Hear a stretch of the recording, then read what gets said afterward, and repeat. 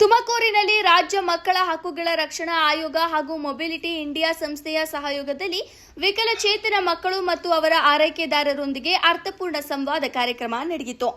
Major ಅದು ನನಗೆ claim ಮಾಡೋದು ಒಂದು ಸಿಗ್ತಾ ಇಲ್ಲ. ಸೊ ಸ್ವಯಂ ಸೇವಾ ಸಂಸ್ಥೆಗಳಿದ್ದಾವೆ, ಅವರು ಕೆಲವೊಂದು ಸಪೋರ್ಟ್ ಮಾಡ್ತಾರೆ, ಕೆಲವೊಂದು ಫಿಸಿಯೋಥೆರಪಿ ಆಗಿರ್ಬೋದು ಅಥವಾ ಈ ಥರ ಹೋಗಿ ಅಂತ ಗೈಡ್ ಮಾಡ್ತಾರೆ. ಸೊ ನಾವು ಯಾವುದೇ ಸಂಸ್ಥೆಗೆ ಹೋದ್ರೂ ಅಲ್ಲಿ ಫಸ್ಟ್ ಕೇಳೋದು ಮಧ್ಯವರ್ತಿಗಳ ಹಾವಳಿ.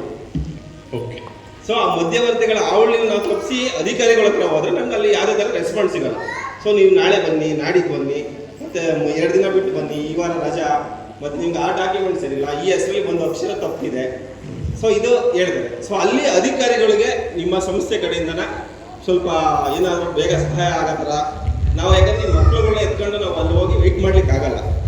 ಕಾರ್ಯಕ್ರಮದ ಅಧ್ಯಕ್ಷತೆ ವಹಿಸಿ ಮಾತನಾಡಿದ ಕರ್ನಾಟಕ ರಾಜ್ಯ ಮಕ್ಕಳ ಹಕ್ಕುಗಳ ರಕ್ಷಣಾ ಆಯೋಗದ ಸದಸ್ಯರಾದ ಕೆಟಿ ತಿಪ್ಪೇಸ್ವಾಮಿ, ವಿಕಲಚೇತನ ಮಕ್ಕಳ ಹಾಗೂ ಅವರ ಪೋಷಕರ ಅನುಭವಗಳನ್ನು ಆತ್ಮೀಯವಾಗಿ ಆಲಿಸುವ ಅವಕಾಶ ದೊರಕಿತು ಎಂದು ಹೇಳಿದರು. ಬಹುಶಃ ಈ ಪ್ರಶ್ನೆ ಅಂದ್ರೆ ನಮ್ಮ ಎಲ್ಲಾ ಸರ್ಕಾರಿ ಸ್ಕೀಮ್ಗಳಲ್ಲೂ ಈ ತರದನ್ನ ನಾವು ನೋಡ್ತಾ ಇದ್ದೇವೆ.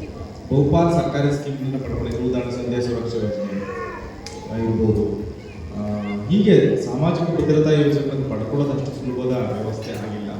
ಅದರಲ್ಲೂ ವಿಶೇಷವಾಗಿ ವಿಕಲಚೇತನ ಮಕ್ಕಳ ಮತ್ತು ಅವರ ಪೋಷಕರಿಗೆ ಬಹಳ ದೊಡ್ಡ ವಲಯ ಮತ್ತು ಒಂದು ಸಂಗತಿ, ಇದೊಂದು ಪ್ರಸ್ತಾಪ ಮಾಡಿದ್ದಾರೆ. ಎರಡನೇ ವಿಷಯ ಪ್ರಸ್ತಾಪ ಮಾಡಿರೋದು, ಬಸ್ಗಳಲ್ಲಿ ನಿಗದಿತವಾದಂಥ ಸೀಟ್ ಇದ್ರೂ ಕೂಡ ವಿಕಲಚೇತನರಿಗೆ ಅಲ್ಲಿ ವ್ಯವಸ್ಥೆಗಳು ಸರಿಯಾಗಿ ಆಗ್ತಾ ಇಲ್ಲ ಅಂತ ಹೇಳಿದ್ದಾರೆ. ಮೂರನೇದು MRW ಅವರನ್ನ ಹೇಗೆ ನಾವು ಸಂಪರ್ಕ ಮಾಡಬೇಕು ಅಂತ ಒಂದು ಮಕ್ಕಳು ಮತ್ತು ಅವರ ಕುಟುಂಬಗಳು ಎದುರಿಸುತ್ತಿರುವ ಸವಾಲುಗಳು, ಅಗತ್ಯಗಳು ಹಾಗೂ ಕುಂದುಕೊರತೆಗಳನ್ನು ಮಾನವೀಯವಾಗಿ ಕೇಳಿಸಿಕೊಂಡಿರುವುದಾಗಿ ತಿಳಿಸಿದರು. ಈ ಸಂಬಂಧ ಸಂಬಂಧಿತ ವಿವಿಧ ಇಲಾಖೆಗಳ ಗಮನಕ್ಕೆ ವಿಷಯಗಳನ್ನು ತರಲಾಗುವುದು ಹಾಗೂ ಅಗತ್ಯವಾದ ಸೂಕ್ತ ಶಿಫಾರಸುಗಳನ್ನು ನೀಡಲಾಗುವುದು ಎಂದು ಭರವಸೆ ನೀಡಿದರು. ವಿಕಲಚೇತನ ಮಕ್ಕಳ ಹಕ್ಕುಗಳ ರಕ್ಷಣೆ, ಸಮಾನ ಅವಕಾಶಗಳು ಹಾಗೂ ಗೌರವಯುತ ಬದುಕು ಒದಗಿಸುವುದು ನಮ್ಮೆಲ್ಲರ ಜವಾಬ್ದಾರಿಯಾಗಿದೆ. ಅವರ ಶಿಕ್ಷಣ, ಆರೋಗ್ಯ ಹಾಗೂ ಸಬಲೀಕರಣಕ್ಕೆ ಅಗತ್ಯವಾದ ಕ್ರಮಗಳನ್ನು ಬಲಪಡಿಸುವುದು ಇಂದಿನ ಪ್ರಮುಖ ಆದ್ಯತೆಯಾಗಿದ್ದು, ಈ ದಿಸೆಯಲ್ಲಿ ಆಯೋಗ ನಿರಂತರವಾಗಿ ಕಾರ್ಯನಿರ್ವಹಿಸಲಿದೆ ಎಂದು ಹೇಳಿದರು. ನಾವು ಸರ್ಕಾರಿ ಆಸ್ಪತ್ರೆಗೆ ಹೋದ್ರೆ ಯಾವುದೇ ತರ ಫೆಸಿಲಿಟಿ ಅಂದ್ರೆ ಮೀನ್ಸ್ ನಮ್ಮ ಟ್ರೀಟ್ ಮಾಡೋ ರೀತಿನೇ ಚೇಂಜ್ ಇರುತ್ತೆ. ನಾವು ಅಲ್ಲೋದ್ರೆ ಡಾಕ್ಟರ್ ಸಿಗಲ್ಲ, ಮೀನ್ಸ್ ರೌಂಡ್ಸ್ ಹೋಗಿರ್ತಾರೆ ಅಂದರೆ ಬಂದ ತಕ್ಷಣ ಇದಾಗುತ್ತೆ, ಯಾವುದೇ ತರ ರೆಸ್ಪಾಂಡ್ ಮಾಡಲ್ಲ. ಅದೇ ಅವ್ರು ಪ್ರೈವೇಟ್ ಕ್ಲಿನಿಕಲ್ಲಿ ಹೋಗಿ ನಿಮಗೆ ಪ್ರತಿಯೊಂದು ಸಪೋರ್ಟ್ ಸಿಗುತ್ತೆ. ಮೀನ್ಸ್ ಅದೇ ಡಾಕ್ಟರ್ ಅವರು ಸಪ್ರೇಟ್ ಕ್ಲಿನಿಕ್ನಲ್ಲಿ ಮಾತ್ರ ಇದು ಮಾಡ್ತಾರೆ. ಗೌರ್ಮೆಂಟ್ ನಮ್ಮ ತೆರಿಗೆ ಹಣದಲ್ಲಿ ಅವ್ರ ಸಂಬಳ ತಗೊಂಡು ಸಹ ಗೌರ್ಮೆಂಟ್ ನಮಗೆ ಪೇಷಂಟ್ಸ್ ಬರೋಂಥ ಸವಲತ್ತುಗಳಾಗಲಿ ಕರೆಕ್ಟಾಗಿ ಇಶ್ಯೂ ಮಾಡೋದಿಲ್ಲ. ಅದಕ್ಕೆ ಅದರಲ್ಲೂ ವಿಶೇಷವಾಗಿ 18 ವರ್ಷದ ಒಳಗಿನ ಮಕ್ಕಳ ಪರಿಸ್ಥಿತಿಗಳು ತುಂಬ ಕಷ್ಟದಾಯಕವಾಗಿದೆ.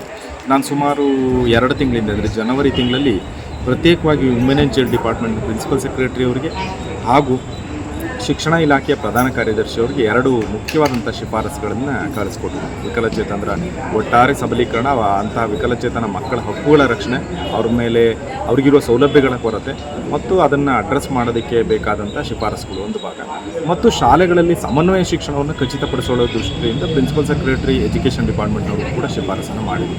ಬಟ್ ಇಲ್ಲೂ ಕೂಡ ಕೆಲವು ಪ್ರಮುಖವಾದಂತಹ ಒಂದು ಶಿಫಾರಸುಗಳನ್ನು ಸಿಕ್ಕಿದೆ ನಮಗೆ ಕಮಿಷನ್. ಒಂದನೇದಾಗಿ, ಇನ್ನೂ ಸಾಕಷ್ಟು ಮಕ್ಕಳಿಗೆ UDID ಕಾರ್ಡ್ ಆಗಬೇಕು ಅನ್ನುವಂಥದ್ದು ಒಂದು ಬೇಡಿಕೆ. VRW ಪಂಚಾಯತಿಗಳಿಗೆ VRW ಮತ್ತು ತಾಲೂಕಿಗೆ ಒಬ್ಬ MRW ಇರೋ ಸಿಸ್ಟಮ್ ಇರೋದೇ ಇಂಡಿಯಾದಲ್ಲಿ, ಕರ್ನಾಟಕದಲ್ಲಿ ಮಾತ್ರ, ಇನ್ನು ಉಳಿದ ಎಲ್ಲ ಕಡೆ ಇಲ್ಲ. ಈಗ ನಮ್ಮ 330 ಪಂಚಾಯತಿಗಳ ಪೈಕಿ ಕೇವಲ 3-4 ಪಂಚಾಯತಿಗಳಲ್ಲಿ ಬಿಟ್ಟರೆ ಉಳಿದ ಎಲ್ಲ ಕಡೆ VRWಗಳಿದ್ದಾರೆ. ಈಗ ಇವತ್ತಿನ ಇದರಲ್ಲಿ ಒಂದು ಪ್ರಶ್ನೆ, ಆಗಲವಾಡಿ ಪಂಚಾಯತಿಯಲ್ಲಿನ VRW ಬಗ್ಗೆ ನಮ್ಗೆ ಯಾವುದೇ ಮಾಹಿತಿ ಇಲ್ಲ, ನಮ್ಮ ಮಗುಗೆ ಯಾವುದೇ ಸೌಲಭ್ಯ ಸಿಗಲಿಲ್ಲ ಅಂತ ಒಂದು ಪೋಷಕರು ಮಾಹಿತಿಯನ್ನು ಕೊಟ್ಟಿದ್ದಾರೆ. ಆ ಸಂಬಂಧ ನಾನು ಜಿಲ್ಲಾ ವಿಕಲಚೇತನರ ಕಲ್ಯಾಣಾಧಿಕಾರಿಯವರಿಗೆ ನೋಡಿ ಅವರ ಕಾರ್ಯವೈಖರಿಯನ್ನು ಪರಿಶೀಲನೆ ಮಾಡಿ ಅಂತ ಒಂದು ಸೂಚನೆ. ಈ ಸೌಲಭ್ಯಗಳನ್ನು ಪಡ್ಕೋಬೇಕಾದ್ರೆ ಮಧ್ಯವರ್ತಿಗಳ ಹಾವಳಿ ಅನ್ನೋದು ಒಂದು ಪೋಷಕರು ತುಂಬ ಜನ ಹೇಳಿದ್ದಾರೆ. ಉದಾಹರಣೆ, ಯಾವುದೋ 3-4 ಸಾವಿರ ರೂಪಾಯಿ ದುಡ್ಡು ಖರ್ಚಾಗುತ್ತೆ, ಹಲವು ಬಾರಿ ಅಲಿಸ್ತಾರೆ, ಹೀಗೆಲ್ಲ ಅಂತಿದೆ. ನಾನು ಈ ಕುರಿತು ಸಂಬಂಧಪಟ್ಟಂತಹ ತಹಶೀಲ್ದಾರರ ಜೊತೆಗೆ ಚರ್ಚೆ ಮಾಡಿ ಸೂಕ್ತ ಕ್ರಮ ತೆಗೆದುಕೊಳ್ಳೋದಕ್ಕೆ ಸೂಚನೆಯನ್ನು ಕೊಟ್ಟಿದ್ದೀವಿ. ಇದು 2ನೇ ವಿಷಯ. 3ನೇದು, ವೈದ್ಯರು ಈ ಸರ್ಟಿಫಿಕೇಷನ್ ಮಾಡೋರು ಇದ್ದಾರಲ್ಲ, ಅವರು ವೈದ್ಯರದ್ದು ತುಂಬ ನಿರ್ಲಕ್ಷ್ಯ ತೋರಿಸ್ತಾರೆ. ಬಂದಾಗ ಸರಿಯಾಗಿ ಟ್ರೀಟ್ ಮಾಡಲ್ಲ, ಮತ್ತು ಇವತ್ತು ಬರ್ತೀವಿ, ಮಧ್ಯಾಹ್ನದವರೆಗೂ ಕಾಯ್ತೀವಿ, ತಿರ್ಗಾ ಇವತ್ತು ನಾಳೆ ಬನ್ನಿ ಅಂತಾರೆ. ಈ ಥರದ್ದೆಲ್ಲ ತೊಂದರೆಗಳಿದೆ ಅಂತ ಪೋಷಕರು ಮಾಹಿತಿ ಕೊಟ್ಟಿದ್ದಾರೆ. ನಾವು ಇದಕ್ಕೆ ಹೇಳುವಂಥದ್ದು ಈ ಯಾರು ಈ ಸರ್ಟಿಫಿಕೇಷನ್ ಮಾಡ್ತಾರೆ ಇಂಥ ವೈದ್ಯರಿಗೆ ವಿಕಲಚೇತನರ ಕುರಿತು ಏನಾಗಬೇಕು, ಒಂದು ಸೆನ್ಸಿಟಿವಿಟಿ ಇಂಪಾರ್ಟೆಂಟ್, ಸಂವೇದನಾಶೀಲತೆ ಬೇಕು. ಇಲ್ಲ ಅಂತಾದರೆ ಅಂತ ಈ ಉದಾಹರಣೆ ಸುಮ್ಮನೆ ಯೋಚನೆ ಮಾಡಿ, ತುಮಕೂರಲ್ಲಿರೋರು ಯಾರೋ ಒಬ್ಬರು ಟೌನಲ್ಲಿರೋರು ಬಂದರು ಹೋದ್ರು ಅಂದರೆ ಪರವಾಗಿಲ್ಲ, ನಾಳೆ ಬಂದರು ಅಂತ ಅನ್ಕೋಬೋದು. ಆದರೆ ಪಾವಗಡದಿಂದ ಒಬ್ಬ ವ್ಯಕ್ತಿ ವಿಕಲಚೇತನ ಒಂದು ಮಗು ಹಾಕೊಂಡು ಇಲ್ಲಿ ಬಂದು ತಿರುಗಿ ನಾಳೆ ಬರೋದು ಅಂತಂದರೆ ಎಷ್ಟು ಹಿಂಸೆಯ ವಿಷಯ. ಹಾಗಾಗಿ ಮೊದಲ ಆದ್ಯತೆಯನ್ನು ಕೊಡಬೇಕು. ಫಿಸಿಯೋಥೆರಪಿ ಸರ್ವೀಸಸ್ಸು ಏನಾಗಬೇಕು, ತಳಮಟ್ಟದವರೆಗೂ ಸಿಗಬೇಕು ಅನ್ನುವಂಥದ್ದು ಒಂದು ಇದೆ. ಈಗಾಗಲೇ ಮೊಬಿಲಿಟಿ ಇಂಡಿಯಾ ಸುಮಾರು ತಾಲೂಕುಗಳಲ್ಲಿ ಹೋಬಳಿ ಕೇಂದ್ರದಲ್ಲೂ ಕೂಡ ಫಿಸಿಯೋಥೆರಪಿ ಕೇಂದ್ರಗಳನ್ನು ಪ್ರಾರಂಭ ಮಾಡಿದರೆ, ಸರ್ಕಾರವೂ ಕೂಡ ಇದನ್ನು ವಿಸ್ತರಿಸೋ ದೃಷ್ಟಿಯಿಂದ ಕಮಿಷನ್ ಖಂಡಿತ ರೆಕಮೆಂಡೇಷನ್ ಮಾಡುತ್ತೆ ಆ ಥರದ ಸರ್ವಿಸ್ ಸಿಗಬೇಕು ಅನ್ನೋದು. ಮಕ್ಕಳನ್ನು, ವಿಕಲಚೇತನ ಮಕ್ಕಳನ್ನು ನೋಡ್ಕೊಳ್ಳೋದಷ್ಟು ಸುಲಭದ ಸಂಗತಿ ಅಲ್ಲ. ಅವರ ಬರ್ಡನ್ ಇದೆಯಲ್ಲ, ಈಗ ಉದಾಹರಣೆಗೆ ಒಂದು ಮಗು ಇದೆ ಅಂತಂದರೆ ಒಬ್ಬ ಮನುಷ್ಯ ಅವ್ರ ಜೊತೆಗೆ ಇರಲೇಬೇಕಾದಂಥ ಇದೆ. ಅವರಿಗೆ ಸಂಪೂರ್ಣ ಅವರ ಅನಾರೋಗ್ಯ ಎಷ್ಟು ಇಂಪಾರ್ಟೆಂಟು, ಇವರು ಅನಾರೋಗ್ಯಕ್ಕೀಡಾಗಿ ಹೋಗ್ಬಿಡ್ತಾರೆ, ದುಡಿಮೆ ಇಲ್ದಂಗೆ ಆಗುತ್ತೆ.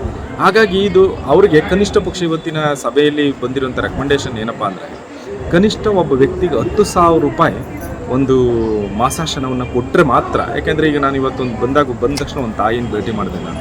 ಅವ್ರು ಹೇಳ್ತಾಯಿದ್ರು, ನನ್ನ ಮಗುವಿಗೆ ಚಿಕಿತ್ಸೆಗೆ ಕನಿಷ್ಠ ಪರ್ ಮಂತ್ 4,000 ರೂಪೀಸ್ ಬರುತ್ತೆ.